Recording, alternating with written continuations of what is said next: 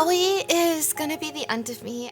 Every time I think I've passed that phase in my life, it comes back to haunt me. It's like seasonal depression in that sense that no matter what season it is, depression always finds me. I mean, I nearly failed high school because I kept reading not safe for work Naruto Sasuke fanfics instead of studying. I would even read them in class. And when the teacher came up to read one aloud and basically embarrass me, he turned bright red and felt more embarrassment than I had. You can't really shame the shameless, but nice try. I thought I'd gotten over the gorilla grip chokehold Mystic Messenger had on me in college. It was bad. I was ruining my sleep schedule just to get a sweet text from Jimin. I lied to my family about needing money so I could send it on Virtual Boys in a video game. I'd say I needed it for like textbooks, but the only books that I was studying were of the BL variety, which, I mean, still something to read. My spending got so out of control that I even had my credit card decline at McDonald's. Yeah, I can hear you saying,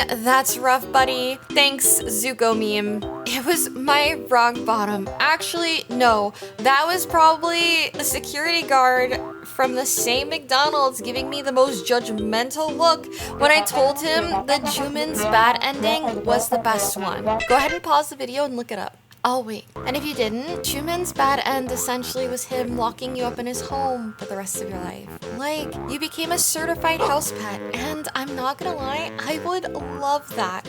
If anyone out there is looking to adopt a dragon girl, let me know. Hey, if you're gonna judge me too, can you really blame me? Free housing in this economy? That's a dream come true. Did I mention that I'd lie to my professors about having family emergencies just so that I can put my phone up to my ear during lectures and hear Jumin whisper sweet nothings to me? Because I totally did. But the illusion got shattered when I got curious and I looked up what the VAs looked like IRL. You know how the saying goes that curiosity killed the cat? Well, not only did it kill the cat, it gutted it, wrung it out, and hung it up to dry like laundry. I was clean for years after that. Recently, however, a little game called Love in Deep Space came out, and I was doing my best to ignore it. Anytime my friends brought it up, I'd mutter how I was X amount of time clean, like an addict fresh out of rehab, where everyone's placing bets on how long they will relapse. And then I relapsed. I saw the cutscene of Stylus tracking your period for you and found out that he was a vampire, and I was hooked. I don't need to go into detail, but vampires are my weakness, okay? Shout out to Dio Brando.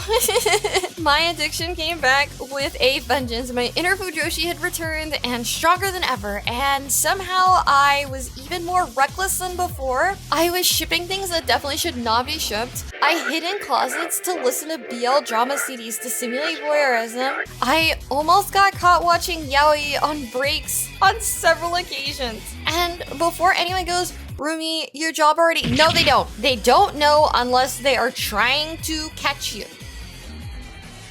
Right? Right? Let's not think about the time that I joined a Zoom meeting and thought that my mic was muted when the sound of boys were moaning playing over it, and it was so loud that everyone's mic lit up. Like, it come from their mic. Everyone is pointing fingers, trying to figure out who the culprit was, and I turned a meeting into a game of Among Us. Not to mention the time my personal computer synced with my work OneDrive and I had to comb through and delete all of the not safe for work yaoi.